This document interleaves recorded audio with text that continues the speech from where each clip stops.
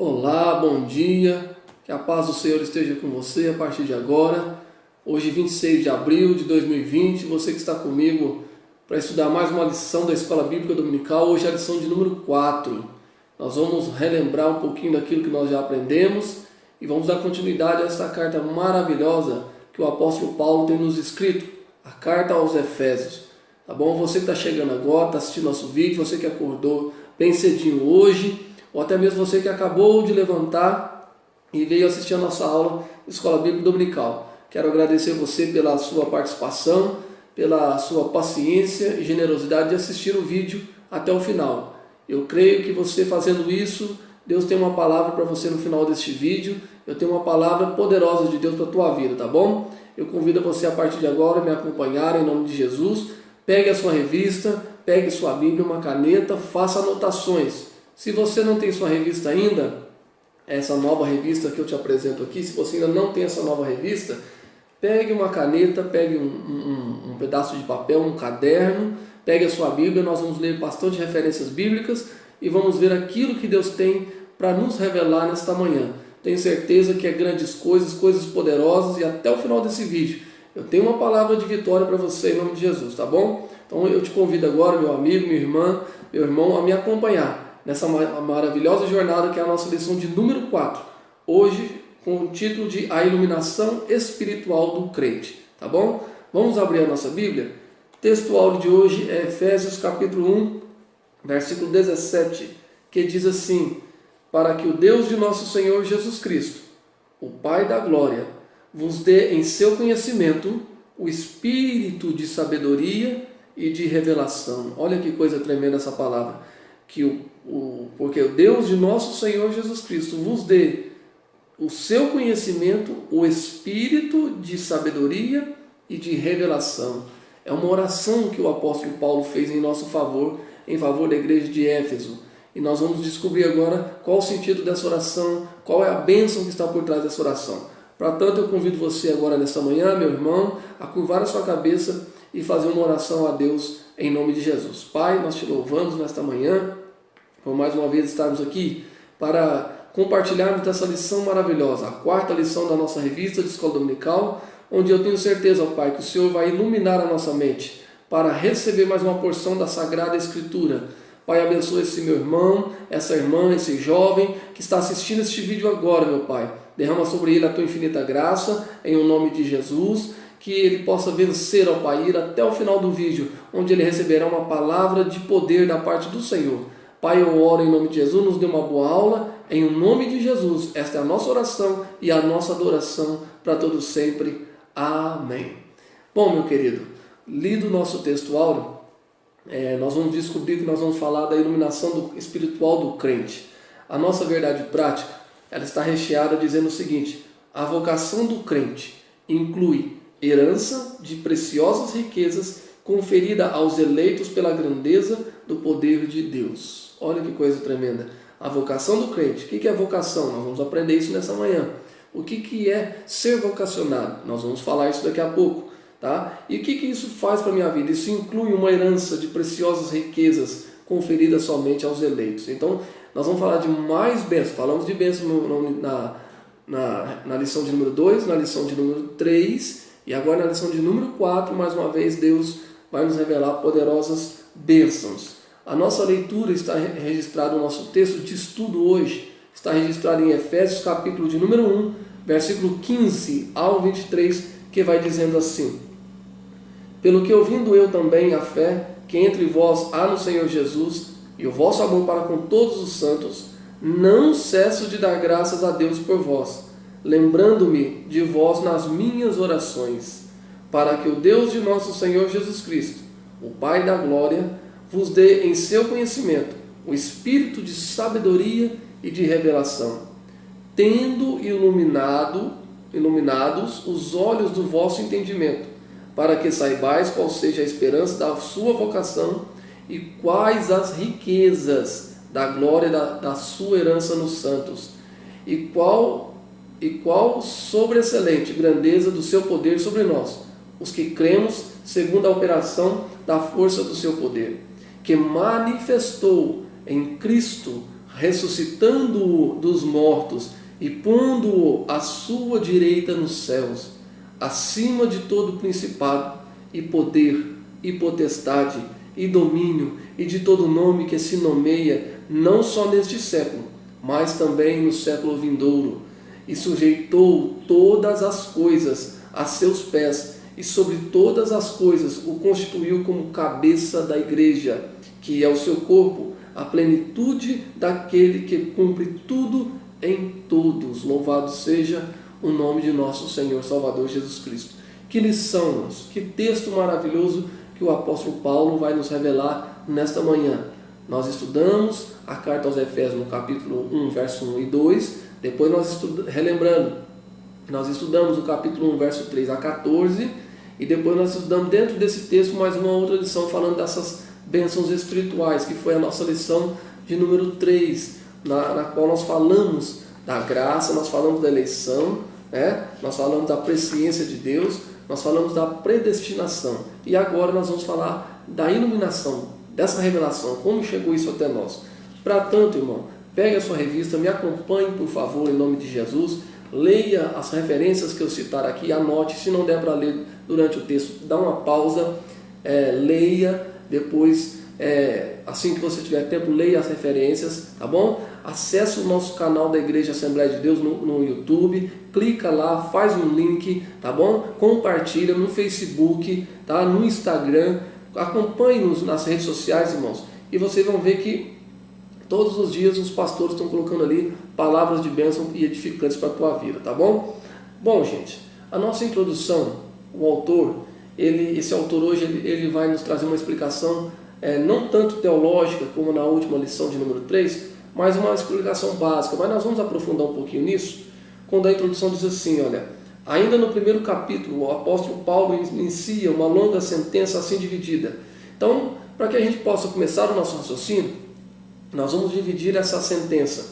Qual é a sentença? Do capítulo 1, do versículo 15 a 23. Nós vamos dividir ela em 3 partes. A primeira parte, ação de graças. A segunda parte, uma oração intercessora. E a terceira parte, confissão de louvor e exaltação. Tá bom? Então nós vamos dividir assim, ação de graças do capítulo 1, verso 15 a 16.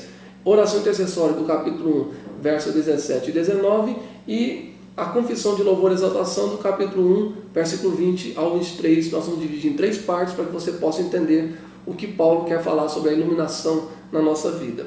A primeira é a ação de graças, que vai nos trazer um título, primeiro tópico aqui, falando da esperança, da vocação e as riquezas da glória. Então, para que a gente possa entender o que Paulo está querendo dizer, eu preciso entender primeiro o que é vocação. A vocação, irmão, meu querido irmão, é um chamado. Quando eu digo para você que nós somos vocacionados, eu estou dizendo para você que nós somos chamados, nós somos eleitos, nós somos escolhidos. Lembra das lições passadas?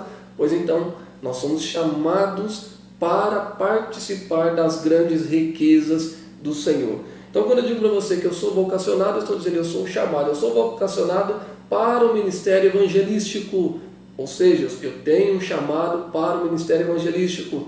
Eu sou vocacionado para o ministério pastoral. Eu sou chamado para exercer o ministério pastoral e assim sucessivamente.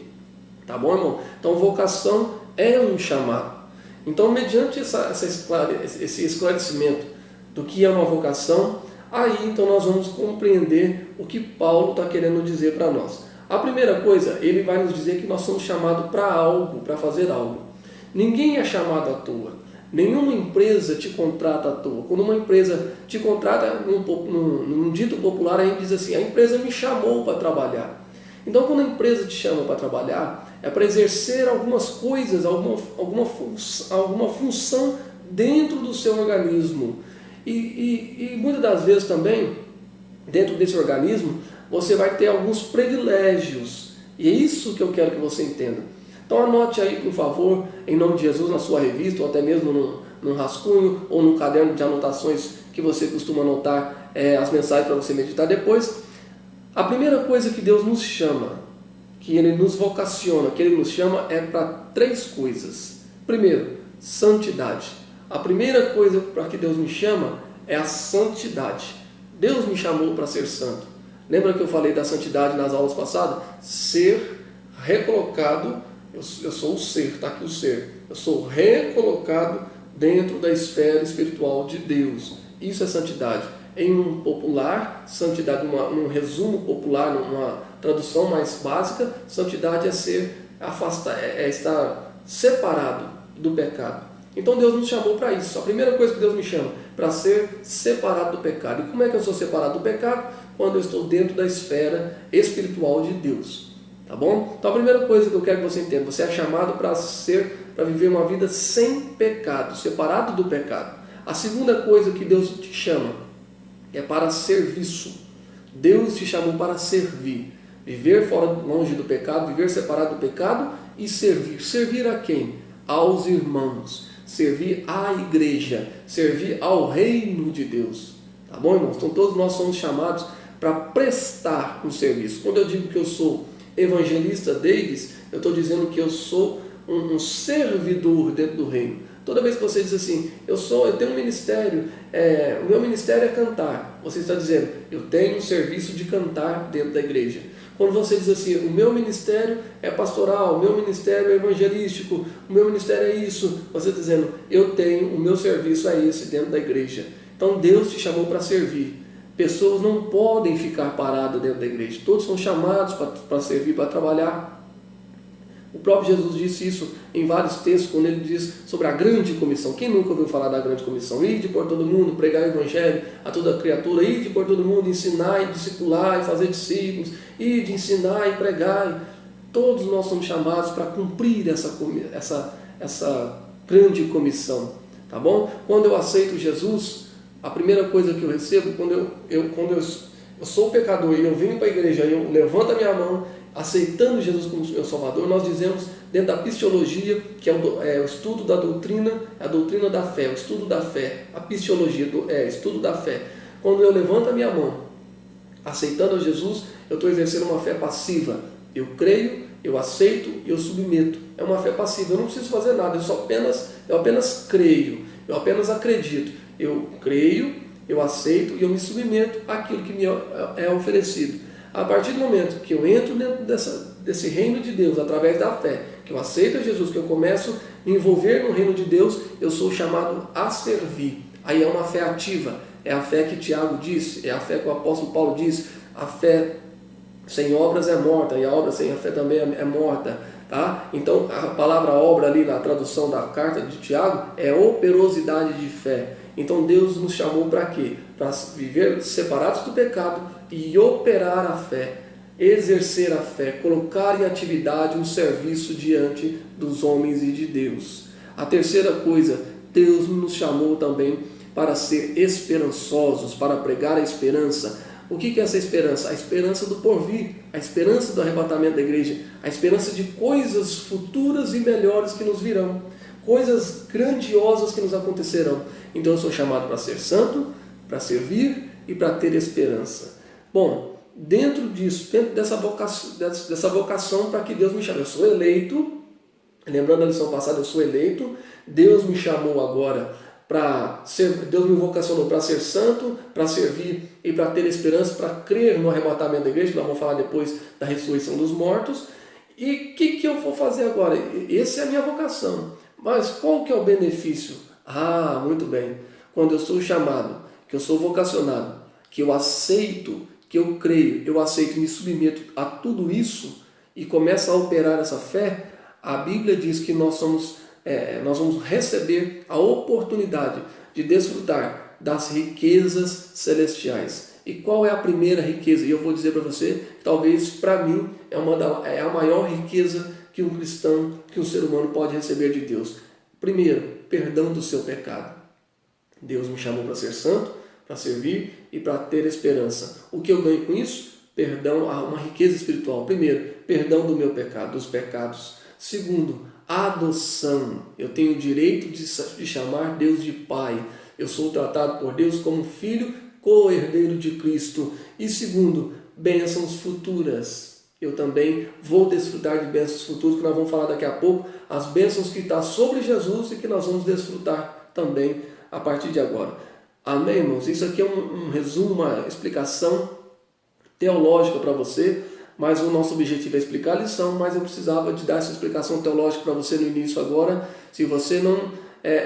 a gente falou um pouquinho rápido por causa do tempo, mas se não deu para pegar tudo, volte o vídeo, vai pausando e anotando todas as palavras que eu disse aqui, porque isso faz parte da teologia chamada mecânica da salvação, e é muito importante que você entenda isso para você compreender aquilo que o apóstolo Paulo está querendo dizer. Bom, o apóstolo Paulo começa a dizer sobre a ação de graça e intercessão, do versículo 15 e o versículo 16. O que ele está fazendo? Ele recebeu uma notícia da igreja de Éfeso.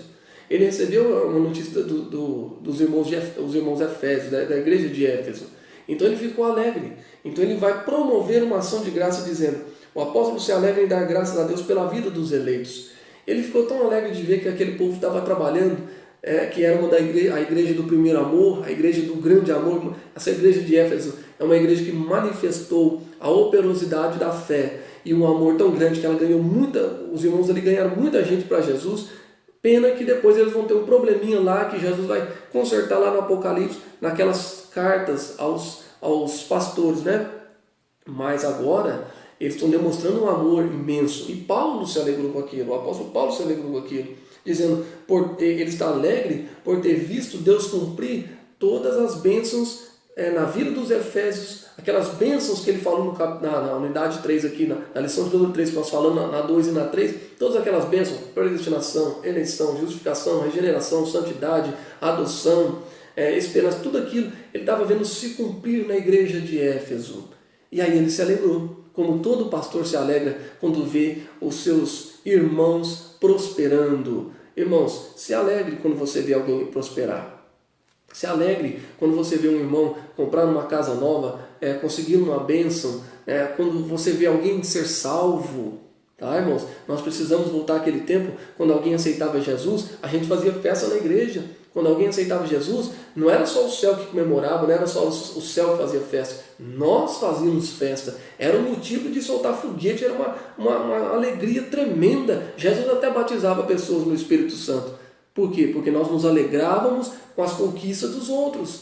Mas algumas teologias falsas por aí trouxeram um egocentrismo tão grande que a gente não é capaz mais de se alegrar quando alguém aceita Jesus. Mas em nome de Jesus nós vamos voltar a essa prática, a esse primeiro amor, e Deus vai nos abençoar. Então Paulo está alegre porque Deus está cumprindo tudo aquilo que Deus mostrou para ele, está se cumprindo na vida dos eleitos, tá? Não só os judeus, mas também os gentios. E por todas as bênçãos espirituais recebidas, tais como eleição, predestinação, filiação e dom do Espírito Santo. Os Efésios receberam, e Paulo conseguiu ver isso neles, eleitos, predestinados, filiação e dom do Espírito Santo. É uma igreja ativa, uma igreja que operava a fé, uma operosidade de fé.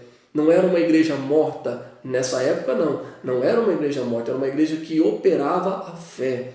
Amados, nós estamos precisando de voltar nos dias onde nós operamos a fé, onde nós colocamos a mão no enfermo e ele é curado, onde nós colocamos a mão no paralítico e ele se levanta da sua cadeira, onde nós oramos pelo cego e ele passa a enxergar. O que está faltando é nós orarmos a Deus e pedirmos a Deus que ilumine o nosso conhecimento, o nosso entendimento. E essa lição veio a calhar nesse dia, nessa manhã, porque Deus vai com certeza nos abençoar e nós vamos voltar a esses dias maravilhosos em nome de Jesus. Paulo estava ciente de quão maravilhoso é o Evangelho, mas ao mesmo tempo de quão impossível é alguém perceber a glória dessas boas novas sem ser ensinado por Deus. Paulo escrevendo a 1 de Coríntios, no capítulo 2, versos 14 e 15, ele chega a dizer que essas pessoas, que pedindo a Deus que iluminasse as pessoas para que entendessem o Evangelho, porque ele chega a dizer, eu quero ler com você, 1 de Coríntios capítulo 2, versos 14 e 15,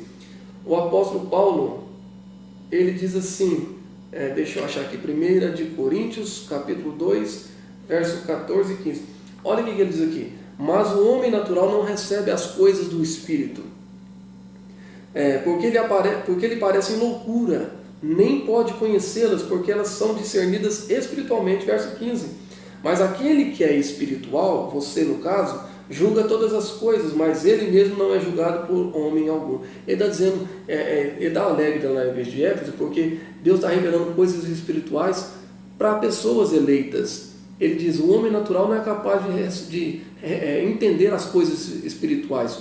O homem natural não é capaz de entender como um cristão, dentro de um velório, pode dar glória a Deus, pode se alegrar e ter esperança de rever o seu parente que está partindo para a eternidade. O homem natural não entende isso. Por quê? Porque lá no Evangelho de João, já disse para você nas lições passadas, no Evangelho de João, capítulo número 3, há um diálogo ali de Nicodemos com Jesus, e Jesus diz para ele, olha, é necessário nascer de novo. E ele não entende o que é nascer de novo. Aí Jesus fala com ele, nascer do alto. No grego é genteanonte, nascer do alto. Tem que nascer do Espírito e da água, tem que vir do céu. Jesus diz que prometeu para a igreja um outro Consolador que desceria do alto. Só pode entender as coisas espirituais, meu querido, quem tem o Espírito Santo na vida. Se você tem o Espírito Santo na sua vida, se alegre, glorifique nesse momento na sua casa aí, junto dos seus parentes, chama eles para assistir essa aula e glorifique a Deus, porque vocês têm o Espírito Santo, e tendo o Espírito Santo de Deus na sua vida, você é capaz de suportar as aflições dessa vida e ainda ter a certeza que depois dessa vida, viver é Cristo, morrer é ganho. Depois dessa vida nós teremos a eternidade nos esperando. Essa é a grande bênção que Deus dá ao ser humano. É isso que Paulo está dizendo. O homem natural não vai entender isso, porque não nasceu do alto, não nasceu do novo, não teve genteanonte, não nasceu do alto. Mas quem nasceu do alto, recebeu o Espírito Santo, ou começa a operar a fé, com certeza vai entender isso e Deus vai lhe abençoar. Louvado seja o nome de Jesus. A esperança da vocação. Em sua petição a Deus, Paulo intercede para que o Espírito Santo ilumine os crentes a fim de saberem qual seja a esperança da sua vocação. Podemos dizer que tal esperança, irmão, divide-se em pelo menos 3 aspectos, tá? E que eu disse aqui no início. Paulo está se alegrando, né? Fazendo uma ação de graça no verso 15 e 16, porque ele está vendo que os eleitos estão entendendo aquilo que Deus chamou e estão cumprindo a sua tarefa, estão cumprindo a missão que Deus lhe deu. E aí ele faz aqui, ele divide essa esperança, ele mostra 3 coisas, pelo menos 3 aspectos. Por que os crentes tinham aquela esperança? Por que os eleitos do Senhor têm a esperança futura? Primeiro, porque Deus chamou pessoas no passado. Segundo Timóteo 1,9, Deus chamou no passado pessoas e elas deixaram registrada a esperança. Daniel, Abraão, Davi, tá? Leia na sua casa aí a passagem de Abraão no capítulo 21 e 22, quando ele vai sacrificar o seu filho, ele fala, Deus para si um cordeiro proverá. Isso é esperança, irmão. É como se Abraão estivesse no monte sacrificando Isaac, mas Deus lhe abrisse, um portal, alguma coisa assim semelhante a isso, dentro da nossa imaginação nós podemos conjecturar dessa forma. Ele está no monte, Monte Moriá, preste a sacrificar o seu filho, mas é como se Deus desse a ele uma visão já do Calvário. Abraão já estava vendo a cruz do Calvário, e ele está dizendo, meu filho, Deus lá para frente, para si, vai prover um cordeiro. Louvado seja o nome do Senhor. Davi escrevendo lá no livro de 2 Samuel, no capítulo 23, verso 3, quando ele está prestes a morrer, não sabe para quem passa o trono, ele diz, vou dar para Salomão, mas eu tenho certeza que haverá um justo. O Espírito de Deus falou comigo, o Espírito de Deus falou a mim, haverá um justo que governará segundo o temor de Deus. Estava falando de Jesus, Daniel, Josué, Joel, tantos outros irmãos morreram tendo a esperança de que um dia veria Jesus. E eles viram. A Bíblia diz que ele morreu e ao terceiro, naquele sábado, naquele dia, depois da sua morte, ele desceu ao cativo para livrar o cativeiro. Isaías 61, o Espírito de Deus está sobre mim para livrar do cativeiro o cativo do cativeiro, para livrar ele de lá, pregar o ano aceitável do Senhor. Sabe o que aconteceu? Eu li uma teologia maravilhosa, uma mensagem maravilhosa após a morte de Jesus. Jesus não foi ao inferno para brigar com Satanás e por vida de crente, não. Ele foi até o seio de Abraão se apresentar e dizer para Abraão, Abraão, eu sou o cordeiro que Deus havia de prover. Ele foi dizer para Davi, Davi, eu sou o homem que governará segundo o temor de Deus. Josué, eu sou o general do exército de Jesus. Joel, eu sou o Espírito que veio. Ele foi lá para dizer isso. E a Bíblia diz que ao dizer isso, ele tira-os do seio de Abraão e os transporta para o paraíso. Isso é escatologia. Ele os transfere para o paraíso, onde eles estão até hoje, dormindo, aguardando no Senhor a volta de Jesus, onde de uma vez por todas eles estarão ali reunidos juntos com a igreja salva, eu e você, lavados e remidos no sangue do Cordeiro. De uma vez por todas estaremos juntos cantando o hino da vitória. Glória seja dado ao nome de Jesus. Segunda esperança, né, que ele registra aqui, tá? É a chamada que abrange serviço e santificação no presente. Deus nos chamou para viver uma vida de santidade no presente. Lembra da lição passada que eu disse sobre o alto nível? Se você não assistiu a lição de número 3, tem um vídeo aí no YouTube, está gravado aí, assista a lição de número 3 para você entender essa lição. Eu não sei quanto tempo a gente vai ficar gravando vídeo, que nós não teremos a nossa aula presencial, mas nós estamos gravando vídeo em sequência. Cada vídeo aqui eu puxo um assunto de uma lição passada. Assista a lição de número 3 para você entender isso aqui. A chamada que abrange serviço e santificação no presente. Deus nos chamou para viver um alto padrão espiritual, um alto nível de padrão espiritual. Não dá para ser crentezinho, baixinho, pequenininho, rastejantezinho. Não, é um alto nível de conhecimento, de poder, de dom espiritual, de palavra, de conhecimento, de Bíblia. Deus nos chamou para viver um alto nível, irmão. Para de andar de cabeça baixa pela rua, dizendo que você não é ninguém, que você é a última bolacha do pacote. Não é. Você tem que viver um alto nível, tem que levantar a cabeça e dizer: eu tenho Jesus, o Espírito Santo está comigo, eu vou caminhar, eu vou vencer. É assim que você tem que fazer em nome de Jesus, porque Deus te chamou para viver um alto nível. Tá bom? Em nome do Senhor Jesus. E a terceira é a participação gloriosa no futuro, que a Bíblia diz que lá no futuro Jesus vai receber grandes bênçãos. E quais são as bênçãos? Nós vamos falar agora as riquezas da glória da sua herança. Na oração, o apóstolo pede para que os crentes entendessem as riquezas da glória da sua herança. Capítulo 1 de Efésios, verso 18. A expressão sua herança enfatiza que Deus deu aos seus eleitos. Preste atenção, tá? Ele deu aos seus eleitos. Colossenses 1 e 12. A carta de Colossenses, irmão, é uma carta muito rica. A carta que o apóstolo Paulo escreve aos Colossenses, eu gosto muito de ler, principalmente Colossenses 1 e 21, que eu já falei em 2 lições atrás aqui, para você frisar. Eu gosto muito de ler. Olha a carta aos Colossenses. E agora ele registra no capítulo 1, verso 12, ele escreve assim: dando graças ao Pai que nos fez dignos de sermos participantes da herança dos santos na luz. Paulo está alegre, porque agora Deus está revelando riqueza. E o que é essa riqueza? Bênçãos que acompanham o plano da salvação. Lá em Hebreus, capítulo de número 9, versículo de número 6, o autor escreve dizendo assim: amados, de vós esperamos coisas melhores, coisas que acrescentam a salvação.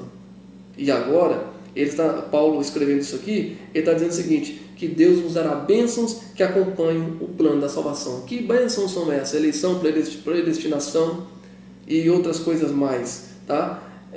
Por exemplo aqui, o perdão dos pecados, a adoção de filho e a bênção que serão desfrutadas no porvir. Não dá para mim falar todas das bênçãos do porvir que está registrada na escatologia, não dá para mim falar aqui. Para isso eu te convido você a fazer o curso de teologia nosso do IBAD, tá bom, irmão? Toda segunda-feira, de 7h30 da noite às 10, você pode fazer o curso do IBAD, pode nos procurar ali no Catalão, na congregação Catalão, nós estamos ali para te abençoar. Mas as bênçãos desfrutadas no porvir, nós vamos falar daqui a pouco na unidade 3, pelo menos 2 delas, e você vai ver que é coisa tremenda, coisa maravilhosa. Tá bom, irmãos? Olha para você ver que coisa grandiosa. Colossenses 1:27, leia em casa. 1 de Pedro 1:4 e 5 e Apocalipse 22, 3 e 4, essas referências que nós vamos ver a Deus, a Cristo, e o adoraremos. Uma das bênçãos que Ele prometeu para nós no futuro é que nós veremos a Deus face a face. Só de ter isso, só de saber que essa bênção vai acontecer conosco, irmão, que nós veremos a Deus face a face, Cristo face a face, e o adoraremos, não precisa de mais nada na nossa vida. Só de poder chegar no céu e abraçar o eterno Deus e ouvir Deus falar conosco, contar histórias para nós, é coisa de imaginar, tá, irmãos? E até imaginável na nossa mente. Pedro chegou a dizer que é a alegria inefável, cheia de glória. Louvado seja o nome de Jesus, tá? Então é isso, irmão, a grande bênção do Senhor. Sim, no dia aprazado, os fiéis estarão reunidos nas bodas do Cordeiro. Então os salvos tomarão posse da herança. Lá nas bodas do Cordeiro, nós vamos tomar posse dessa grande herança. Glória seja dada a Jesus. O tópico 2.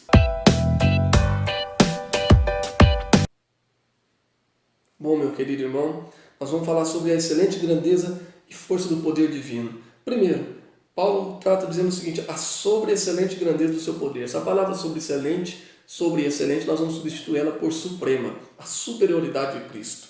O apóstolo orou para que os salvos pudessem entender a suprema grandeza do poder de Deus. Irmãos, a nossa mente, nós não conseguimos entender todo o poder de Deus. Deus não é só poderoso, Ele é todo poderoso. Salmo 46, todo o poder está na mão dele. Salmo 24. É impossível entender a grandeza do poder de Deus. A única coisa que nós podemos pedir é esclarecimento de Deus, dizendo, Deus, me ajuda a entender pelo menos algo de supremo que o Senhor pode nos oferecer. Então, vamos entender um pouquinho sobre esse grande poder de Deus. Primeiro, vai aparecer uma palavra, Paulo escrevendo no capítulo 1 de Efésios, versículo 19, ele fala sobre excelente ou suprema, é traduzido pelo grego ubaiô, né? Uperbaiô, quer dizer, uperbaiô, que na forma adjetiva significa extraordinário. Paulo está dizendo assim, Senhor, faça os teus filhos entender o teu poder é extraordinário. Irmãos, nós temos cantado muitos hinos aí dizendo ousado amor de Deus, grande amor de Deus. O amor de Deus é extraordinário. O poder de Deus é extraordinário. Nunca se viu algo semelhante. Olha, vou só te lembrar 2 episódios para você dar glória a Deus aí, do tamanho desse poder extraordinário que Deus tem. Primeiro episódio, a abertura do Mar Vermelho. Deus é tremendo, irmão. Abrir o Mar Vermelho, abrir um mar da forma que Deus abriu, né, é só tendo um poder extraordinário. Criação do universo, poder extraordinário. E sabe qual é o outro poder, manifestação de poder extraordinário? A minha e a sua salvação. Há um poder extraordinário nisso e nós não podemos negar. Ele continua dizendo já a expressão seguinte, que é grandeza, porque ele chega a dizer sobre excelente e grandeza, suprema e grandeza. Né? O supremo aqui, sobre excelente, está traduzido como extraordinário. E a grandeza vem do megetos, do grego megetos, que significa grandeza, objetiva, enaltecer a magnitude, tá? Magnitude do poder de Deus. Então ele está dizendo, o poder de Deus é extraordinário e magnífico. E completando o versículo, ele ainda cita sobre o poder de Deus, traduzido do grego dunamis, que significa poder, indica feitos miraculosos que requerem força fora de medida. Ele está dizendo assim, o poder de Deus é extraordinário. O poder de Deus é imensurável, a magnitude é magnífico. O poder de Deus é extraordinário, magnífico e não tem como medir, é fora de medida. É por isso que João, escrevendo no capítulo 3, versículo 16, ele registra dizendo assim, porque Deus amou o mundo de tal. Quando você pega a palavra tal e vai medir, tal maneira, você pode esticar que você não consegue, porque é de uma forma extraordinária, de uma forma imensurável, magnífica, fora de medida. As bênçãos do Senhor de Lucas, capítulo 6, verso 37, também são assim. Tá? Dar-se-vos-á dado boa medida, recalcada, sacudida e transbordante vos darão. Com a mesma medida que medirdes, vos medirão de novo. Bênção sem medida, recalcada, sacudida e transbordante. Bênção sem medida, fora de medida. Não tem como medir, não tem como mensurar isso, irmão. Não tem como passar uma trena, uma régua e dizer assim, o amor de Deus é 1 metro, é 2 metros, não tem jeito. É imensurável, é extraordinário. O que Deus pode fazer na tua vida hoje, nesta manhã de domingo, é algo extraordinário para a tua vida. Deus pode mudar, Deus pode fazer, Deus pode agir. E Ele está fazendo, e Ele está agindo, porque o poder dele é extraordinário, magnífico, e nós não podemos medir. Apenas glorificá-los. Exaltado seja o nome do Senhor. A força do poder divino, na sentença segunda a operação da força do seu poder. O apóstolo Paulo faz o uso de 3 vocábulos grego, que eu quero citar com você aqui. O primeiro, a palavra operação, que é traduzida por energia, que significa eficácia. Ele está dizendo que o poder de Deus é extraordinário e eficaz para salvar o homem, para resgatar. Só o Evangelho, só o poder de Deus, só a palavra do Senhor é capaz de restaurar o mais perdido, o mais vil pecador e o fazer tirar do monturo e fazer assentar entre os príncipes de Israel. Só o Senhor pode fazer isso, o poder extraordinário dele, a operação, a eficácia. A segunda palavra que ele usa, tá? Ele usa aqui a palavra força, que vem do grego kratos, que quer dizer intensidade. Ele está dizendo assim, o poder de Deus é eficaz, tem uma intensidade tremenda, há uma intensidade, há algo sobrenatural, há algo que as nossas palavras não conseguem explicar. E depois ele usa a palavra grega ischios, que significa poder inerente de Deus. Ele está dizendo, o que vocês receberam, igreja de Éfeso, o que está revelado a vocês aqui, é poder de Deus, é eficaz, é intenso e também é poder inerente de Deus, parte direto de Deus. Então Paulo estava tão alegre que ele não conseguia nem explicar o que ele estava sentindo e o que a igreja estava fazendo. Irmãos, só uma igreja que tem a eficácia do poder de Deus, que vive a eficácia do poder de Deus de uma forma intensa, que é avivamento, a intensidade que a gente medir aqui é avivamento, e sabendo que vem de Deus, só a igreja só cresce dessa forma. Uma igreja, para crescer, ela precisa desses 3 elementos. Ela precisa do poder de Deus. Sem o poder de Deus, irmão, não tenta nem andar. Faça igual Moisés falou com Deus: Senhor, se o Senhor não for na minha frente, não faça nem eu andar. Então, irmãos, não dá para ser igreja, não dá para fazer uma igreja, construir uma igreja sem poder de Deus. Por isso você vai ver muitas igrejas fracassando por aí, porque falta o poder de Deus. O poder de Deus não é barulho, o poder de Deus não é bagunça, o poder de Deus é intenso, é eficaz, parte dele é para salvar, é para restaurar, é para converter as pessoas. Isso é poder de Deus. Barulho é outra coisa, tá bom, irmãos? E no tópico 3, Cristo, nosso exemplo de exaltação. Aí sim, ele vai falar das bênçãos futuras. E a primeira que ele registra aqui, irmão, é a primícia dos que dormem. Jesus é a primícia dos que dormem. A primeira bênção que nós vamos desfrutar é viver isso. A morte não pôde segurar Jesus.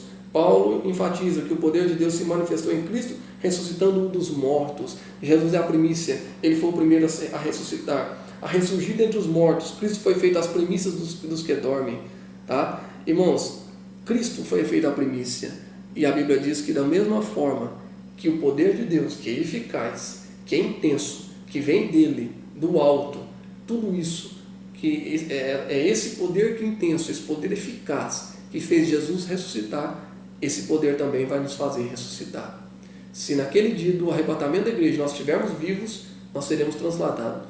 Mas se algum de nós formos encontrados dormindo no Senhor, pode ter certeza que o Senhor vai nos ressuscitar e nós vamos ser transformados e vamos para a glória, exaltando e glorificando o nome de Jesus. Tá? Então, o poder de Deus. O francês Antoine Lavoisier, considerado o pai da física, ele escreveu uma frase muito conhecida no meio da física, dizendo: na natureza nada se cria, nada se perde, tudo se transforma. Como é que funciona isso? Vou explicar bem rapidinho, por causa do nosso tempo aqui já está vencendo. Mas deixa eu te explicar bem rapidinho como é que funciona isso. Quando um animal, quando uma pessoa, vamos dizer assim, uma pessoa morre, e aí vem uma bactéria, come os seus restos mortais, e aí vem outro, e vem outro. É uma cadeia alimentar, existe uma cadeia alimentar nisso. O pastor Walter Brunelli, ele tenta explicar isso no seu livro, na sua enciclopédia de escatologia, ele tenta explicar um pouco disso, usando essa lei da física, e ele chega dizendo o seguinte, que aquela bactéria que comeu a outra bactéria, e assim sucessivamente, é uma cadeia alimentar de uma forma extraordinária. Olha a palavra aparecendo. De uma forma extraordinária e eficaz, Deus vai fazer tudo ressurgir de novo. É por isso que Eclesiastes capítulo 11, verso 1 diz assim, que lança o teu pão sobre as águas e depois de muitos dias o achará. O mar vai devolver. A Bíblia diz que o mar devolverá os seus mortos, a terra devolverá os seus mortos. Todos que dormem no Senhor, todos que morreram, todos que partiram para a eternidade, morrendo em Cristo, sabendo que partiram, sabendo da sua fé, sabendo da certeza que seriam arrebatados, que são igreja de Cristo, ou seja, os nossos irmãos, os nossos mártires, todos aqueles que dormem no Senhor, de uma forma extraordinária e eficaz, vão ressuscitar da mesma forma que Deus ressuscitou a Jesus, num corpo glorioso, revestido de incorruptibilidade. E eu quero encerrar essa aula de hoje lendo para você o capítulo de número 15 de 1 de Coríntios, capítulo de número 15, do versículo 42 ao 57. Eu quero que você preste atenção nesses últimos minutos que nos restam dessa aula. Eu quero ler para você o que Paulo escreveu, para que você entenda o qual poderosa é essa esperança. Eu estou dizendo para você sobre a lei da física, nada se perde, tudo se transforma. Lavoisier dizia que tudo se transforma, ou seja, uma cadeia alimentar, tudo se transforma. Deus vai fazer isso voltar para trás de uma forma eficaz e extraordinária. Deus vai fazer, não sei se Ele vai fazer o tempo voltar, enfim, é Ele que vai fazer. Não cabe a nós aqui tentarmos imaginar, porque a nossa mente não cabe isso. Mas Paulo escreveu dizendo algo para nós aqui. 1 de Coríntios, pegue a sua Bíblia, em nome de Jesus, 1 de Coríntios, capítulo de número 15, versículo 42 ao 57 diz assim: há uma glória do sol, e outra glória da lua, e outra glória das estrelas, porque uma estrela difere-se da outra estrela em glória. Agora preste atenção, 42 em diante. Assim também é a ressurreição dos mortos. É semeado na corrupção e ressuscitado em incorrupção. Olha que maravilha. É semeado no corpo natural e ressuscitado no corpo espiritual. E se há um corpo natural, há também um corpo espiritual. E assim está escrito: o primeiro homem, Adão, foi feito em alma vivente. O último Adão foi feito em espírito vivificante. Está falando de Jesus, o autor, o consumador da nossa fé, segundo aquilo que Hebreus escreveu, o autor escreveu em Hebreus capítulo 5, verso 18, que ele se fez o autor, Deus o aprimorou e agora ele é o autor da eterna redenção. Mas existe um corpo espiritual, mas não, verso 46 agora, mas não é primeiro o que é espiritual, mas o que é natural, e depois o que é espiritual. 47, o primeiro homem é da terra, terreno, o segundo homem é o Senhor do céu. Tal qual o terreno, tais são também os terrenos, e tal qual o celestial, tais são também os celestiais. Vamos prestar atenção que a revelação vai surgir aqui tremendamente para nós.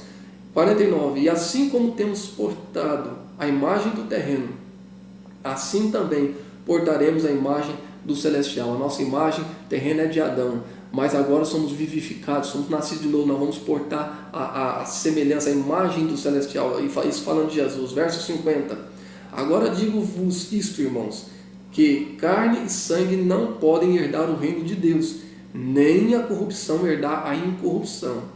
Eis aqui vos digo o mistério, a revelação. Paulo agora vai dar glória aqui. Você vai pular da cadeira que você está me assistindo aí e vai dar um salto de glória aí, vai exaltar o nome do Senhor, porque a nossa esperança está registrada a partir do verso 51. Eis aqui vos digo o mistério.